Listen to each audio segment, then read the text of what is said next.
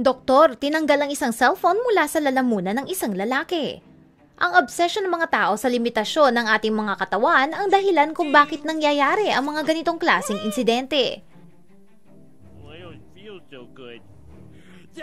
Hanggang ngayon ay hindi pa rin makapaniwala ang mga doktor sa mga kakaibang kagamitan na kanilang natatagpuan sa loob ng katawan ng mga tao.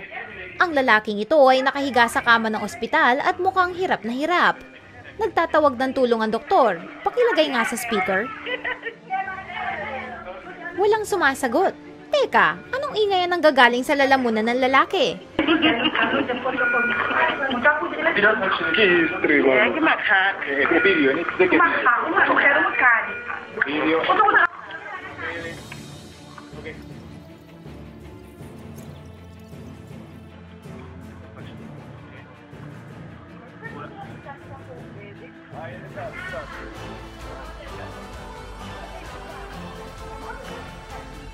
Para sa mga nanghula na ito ay isang cellphone, jackpot kayo!